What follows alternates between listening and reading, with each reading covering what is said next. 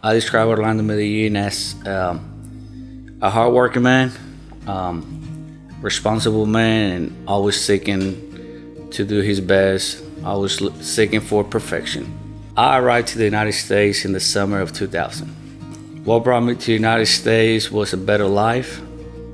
My parents, first of all, better life, better education, and a better future. My adaptation to this community was it was hard. It was not easy. Not being able to speak English, only maybe 2-3 students that spoke Spanish in the whole school. It was hard, you know. I have fights with my parents, like, no, this is not for me, but here we are. The love for the sport starts when I was a little kid, playing the game with my friends. And then when I first came to the United States, being able to play competitive, thanks to other parents whose support was able to help me out financially. That's how I fell in love with the game. You know, when I was a kid, just kind of grew up playing it, watching it on TV, and going to soccer games. What motivates me to help other kids to fall in love with the game is that sport changes lives. You know, it changes the way you see things, and I truly believe that if every kid plays a sport, I'm a firm believer that they're gonna have a successful life. My career as a coach started at coaching little kids at B Park for free. But I love it. I still remember, you know, and then I started coaching at high school, start helping one of my good friends.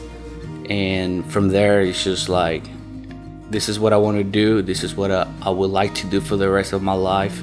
You know, I tell people ask me, what do you do for a living? I don't do nothing, because I do what I like. You know, and you can't call that work. When you get up every day and you go do something that you like, that's not work, not to me. All these years as a coach overall, it's been good. It's been good.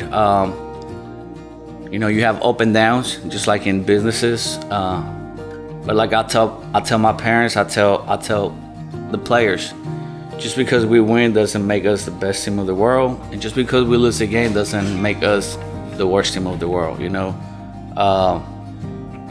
you need basically one thing. You got to be able to work hard every day you come to me. But overall it's been good. I love it. My future, I want to make, and I'm gonna pick my sport, you know, that I love the most. My future is to be able to make soccer in the community affordable for everybody, where everybody has the opportunity to play the game, no matter your background, no matter your financial status, no matter that you don't have a car, your parents can't take. Like, we're gonna figure out a way. We're gonna help you. We're gonna make it possible for that particular kid to be able to play the game. That's my goal for my future. The message I send to all the people watching this video is that I know that life in the United States is not easy. I know life in the United States it's not cheap. It's expensive to have a good life here. But if you have kids, you know, try to support them. You know, try to take them to their practices, to soccer camps. We had a soccer camp back in May with Cumbre Alta from Ecuador, and tons of people calling me, sending me emails, messages, just saying, hey, this soccer camp you guys had last week changed the life of my kid. And you know, when you get those messages and when you get those calls, you're like, this is what we're doing this for, you know? So I know it's hard, I know it's not easy, but let's try to be there for our kids, you know? They need our support, especially on these days that there's a lot of bad things going on around the world. We gotta be able to support them, to talk to them, to know what's going on with them on school, outside of school, who are they talking to, have a relationship with with your kid, your daughter, your son. Not just a father, mother, daughter, son relationship, but a friendship where like your kid can trust you, like, hey, dad, mom, this happens, I want to talk to you about it. I think communication is the key.